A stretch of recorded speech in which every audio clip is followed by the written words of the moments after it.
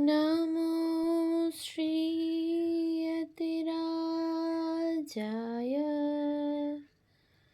विवेकानन्दसूरये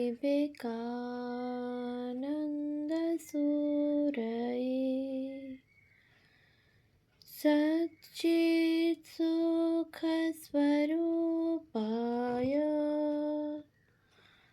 स्वामिने तापहारिणे।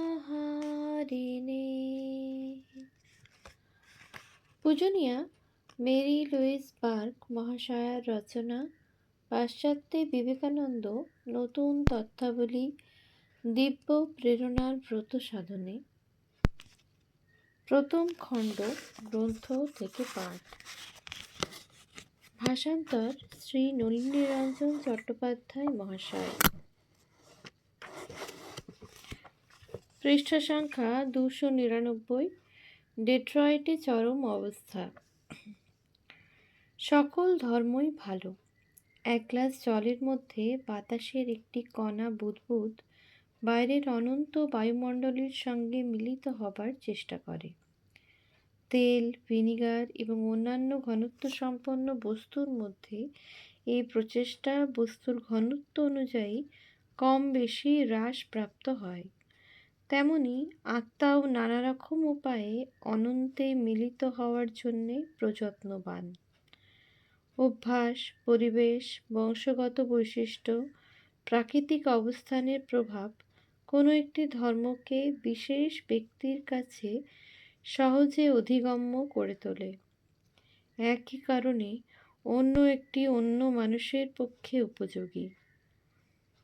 মোট কথা, এটাই বক্তার সিদ্ধান্তের সারমর্ম বলে মনে হলো। আকস্মিকভাবে কোনো জাতির ধর্ম পরিবর্তনটা কোনো ব্যক্তির আল্পস থেকে প্রবাহিত নদীর গতিপথের সমালোচনার মতো। অন্য আরেকজন হিমালয় থেকে উদ্ভূত বহু প্রজন্ম ও সহস্র সহস্র বৎসরব্যাপী জলধারা দর্শন করে মন্তব্য করল, নদীটা সংক্ষিপ্ত ও যথার্থ পথ গ্রহণ করেনি। খ্রিস্টানেরা ঈশ্বরকে কল্পনা করে সকলের ঊর্ধ্বে উপবিষ্ট এক ব্যক্তিরূপে। স্বর্গপথের প্রান্তে দাঁড়িয়ে মাঝে মাঝে নিচের দিকে তাকিয়ে পার্থক্য অনুভব করতে না পারলে খ্রিস্টানরা স্বর্গে গিয়ে সন্তুষ্ট হয় না। অপরপক্ষে স্বর্ণ অনুশাসনের গোল্ডেন রুল পরিবর্তে হিন্দুরা মনে করে অহং বিসর্জনই ভালো। কোনো রকম অহংয়ের অস্তিত্বই মন্দ এবং এই বিশ্বাসের বশবর্তী হয়ে ব্যক্তিগতভাবে অনন্তে পৌঁছলে যথাসময়ে আত্মার স্বাধীনতা পাওয়া যায়। বিবেকানন্দ বললেন, এই স্বর্ণ অনুশাসন অতি কদর্য। সর্বদাই অহং হল খ্রিস্টীয় মত। তুমি অন্যের কাছ থেকে যে ব্যবহার পেতে পারো তার প্রতি সেই ব্যবহার করবে। এই বিশ্বাস ভয়াবহ, বর্বর ও বন্য। কিন্তু তিনি খ্রিস্টীয় মতকে নিন্দা করতে চান না, কারণ এতেই যারা সন্তুষ্ট তাদের পক্ষে এটা উপযোগী। সেই প্রবল স্রোত তার নির্ধারিত পথে প্রবাহিত হোক, এবং সেই স্রোতকে যে অন্যভাবে প্রবাহিত করতে চাইবে সে নির্বোধ। প্রকৃতি তার সমাধানের পথ স্থির করে দেবে। বিবেকানন্দ তাঁর মতামতের উপর জোর দিয়ে বলেন, অধ্যাত্মবাদী প্রকৃত স্বীকৃত অর্থে ও অদৃষ্টবাদী সবই ভালো এবং খ্রিস্টানদের ধর্মান্তরিত করার তার কোনো অভিপ্রায় নেই। তারা খ্রিস্টান, সেটা ভালো, তিনি হিন্দু, সেটাও ভালো। তাঁর স্বদেশে বুদ্ধিবৃত্তি অনুযায়ী বিভিন্ন মানুষের প্রয়োজনের উপযোগী বিভিন্ন ধরনের ধর্মমতের ব্যবস্থা করা হয়। তাদের আধ্যাত্মিক বিবর্তনের জন্যেই এই মাত্রা স্থির করা হয়। হিন্দু ধর্ম অহং আশ্রয়ী নয়, তার লক্ষ্য আত্মমুখী নয়। তা কোনো পুরস্কারের প্রতিশ্রুতি বহন বা শাস্তির ভীতি প্রদর্শন করে না। আত্মপরতা বিসর্জন দিয়ে অনন্তের স্পর্শলাভই এই ধর্ম প্রদর্শন করে। খ্রিস্টানরা ঈশ্বর প্রেরিত। ঈশ্বর কেবলমাত্র পৃথিবীর কিছু মানুষের কাছে আত্মপ্রকাশিত। এই ধরনের উৎকোচ দিয়ে মানুষকে খ্রিস্টান করা দুষ্কার্য। এই এক ভয়াবহ নীতিভ্রষ্টতা এবং খ্রিস্টীয় বিশ্বাস আক্ষরিকভাবে গৃহীত হলে যে গোঁড়ারা তা গ্রহণ করে তার নৈতিক প্রকৃতির পক্ষে লজ্জাজনক। এতে ব্যক্তির অনন্তে পৌঁছবার কালই বিলম্বিত হয়। শ্রোতাদের প্রশ্নের উত্তর দেবার পদ্ধতি, স্বামীজি কি গ্রহণ করেছিলেন সেই সম্পর্কে উপরের প্রতিবেদনের চেয়ে স্পষ্টতর চিত্র প্রকাশিত হয়েছে স্বামী ব্রহ্মানন্দের কাছে লেখা বেদান্ত কেশরীতে প্রকাশিত মেরি ফ্রাঙ্কের চিঠিতে। তিনি লিখেছেন, আমার মনে আছে তার প্রথম ডেট্রয়েট পরিদর্শনকালে যখন তিনি ইউনিটেরিয়ান চার্চে বক্তৃতা দিচ্ছিলেন, তখন আমাদের জানানো হয় স্বামী আনন্দের সঙ্গে আমাদের যে কোনো প্রশ্নের উত্তর দেবেন।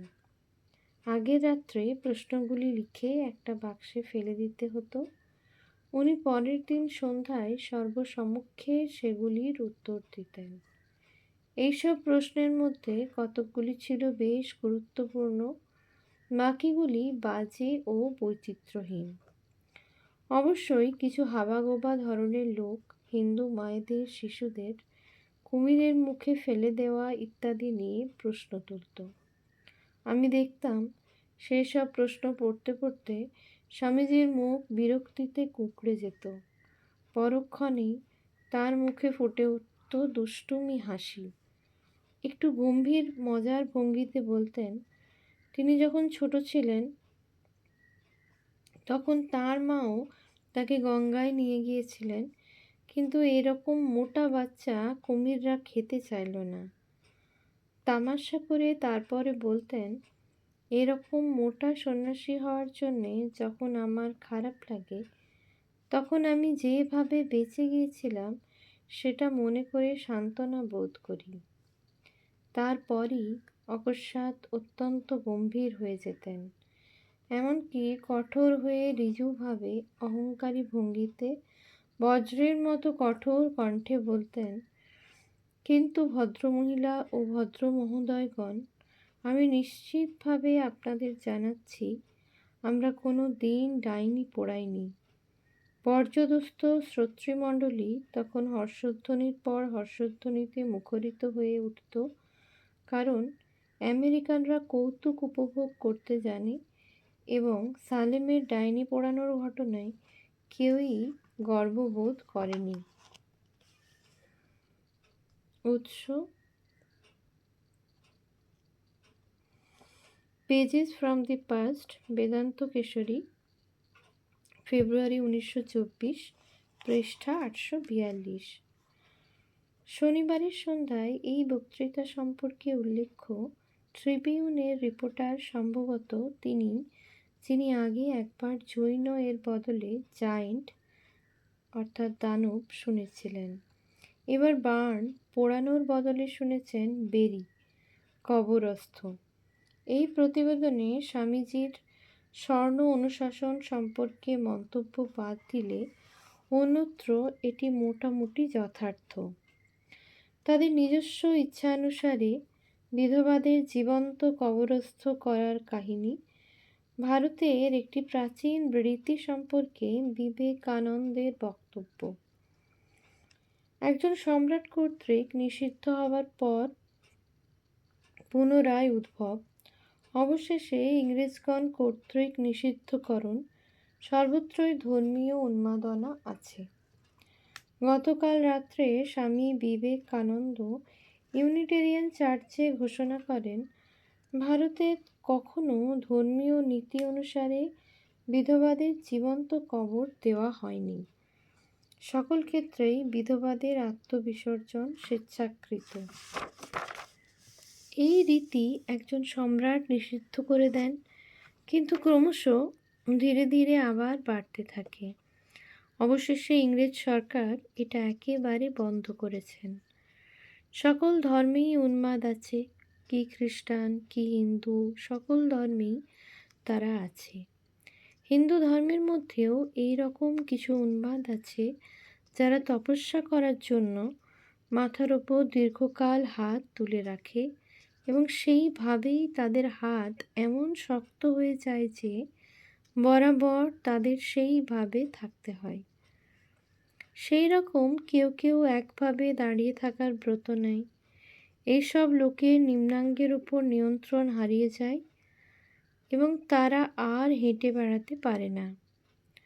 সকল ধর্মই সত্য, কোনো দৈবাদেশ নয়।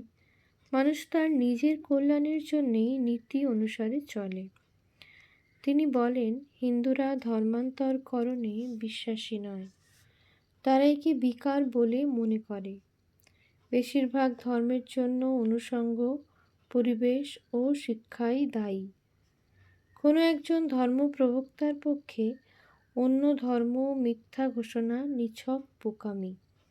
এশিয়া থেকে কেউ আমেরিকায় উপস্থিত হয়ে মিসিসিপি নদী দেখে যদি বলে, বাপু হে, তুমি ভুল পথে চলেছ, তোমাকে উৎসে ফিরে গিয়ে আবার প্রবাহিত হতে হবে, তাহলে সে যতটা যুক্তিহীন কথা বলবে।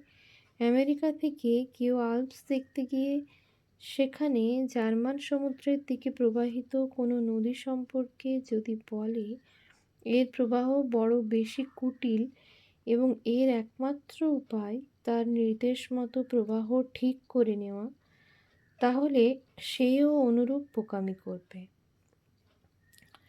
তিনি বলেন, স্বর্ণ অনুশাসন তত্ত্ব, গোল্ডেন রুল, পৃথিবীর মতোই প্রাচীন এবং এ থেকে নীতিবোধের বিধান স্থির করা যায়। মানুষ স্বার্থপরতার স্তূপ। তিনি মনে করেন নরকাগ্নি থিওরিটা নিতান্তই বাজে। যতক্ষণ দুঃখ বোধ আছে ততক্ষণ চরম সুখভোগ সম্ভব নয়।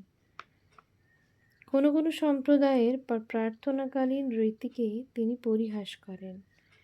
হিন্দুরা প্রার্থনাকালে চোখ বন্ধ করে তার অন্তরস্থিত আত্মার সঙ্গে যোগ স্থাপন করে। অপরপক্ষে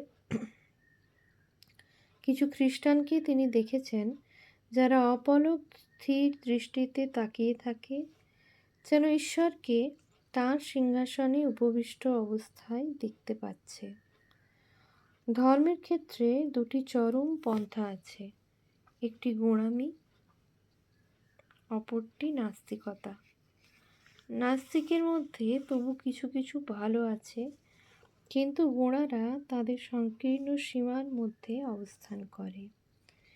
যে সব অজ্ঞাতনামা খ্রিস্টান তাকে খ্রিস্টের হৃদয়ের ছবি পাঠিয়েছেন, তাদের তিনি ধন্যবাদ জানান। তিনি মনে করেন এটা গোঁড়ামিরই প্রকাশ। গোঁড়ারা কোনো ধর্মেরই অন্তর্ভুক্ত নয়, তারা এক স্বতন্ত্র বস্তু।